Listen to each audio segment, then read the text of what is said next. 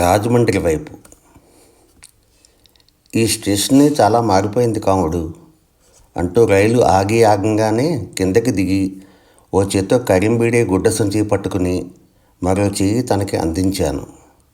ఎంత పరికించి చూసినా, అంజనం వేసి చూసినా అబ్బే, చిన్నప్పటి జ్ఞాపకాలు కానీ ఆనవాళ్ళు కానీ ఎక్కడా కనబడడం లేదు.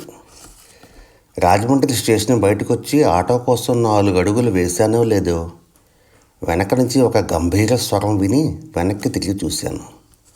ఓ అబ్బాయి, ఇంగ్లీష్పేటకు వస్తావా అడిగింది ఆ స్వరం, పెద్ద పెద్ద అంగలేస్తూ వగరుస్తూ నా వైపు వస్తూ.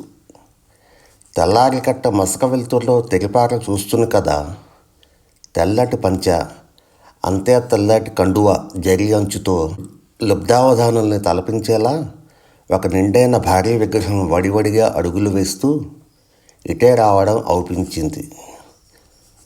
సార్, మీరేమీ అనుకోపోతే మీరు ఇంగ్లీష్పేటకైతే మేము కూడా అటే పోవాలి, కుమారి టాకీస్ వైపు అంటూ సమ్మతి కోసం కిలిగంట చూశాను తటపటాయిస్తూ.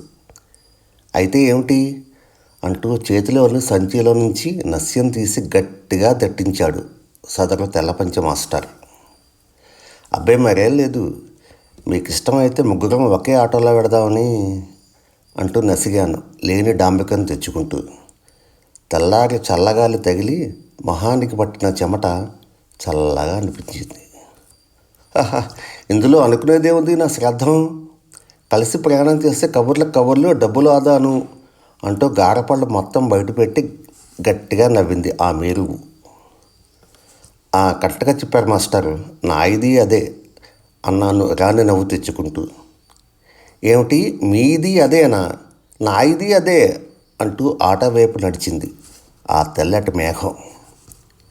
3 సార్లు కిక్ స్టార్ట్ చేశాక డౌన్ దిగి ఆటే జనసంచారం లేని ట్రైనింగ్ కాలేజీ రోడ్డు పట్టింది ఏపు ఆటో.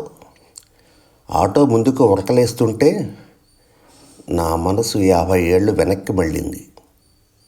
బుల్కుటి ముడిపడింది. లిప్తపాటు నా వంకే చూసి మళ్ళీ బిరబిరా వెనక్కి పరిగెత్తే పసుపు రాసి పచ్చబోట్లద్దిన గుమ్మాల వైపు, ప్రహారీ గోడలపై సినిమా పోస్టర్ల వైపు తల తిప్పి చూడసాగింది తను. తనకు తెలుసు, రాజమండ్రి ఊసెత్తితే నేను మౌనినవుతానని.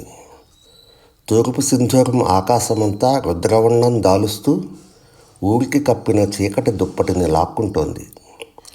తొలి సంధ్య హరిపూజకి వేళాయనని కొండపై కోవెల గంటలు నన్ను రాజమండ్రి వైపు ఆహ్వానించాయి. ఆ గాలిలో ఎప్పుడో శ్రీరంగం గోపాలరత్నం పాడిన ఆ పాట కాలంతో కరిగిపోని ఒక జ్ఞాపకం నా కోసమే ఎదురు చూస్తున్నట్లయి ఇలా పాడింది.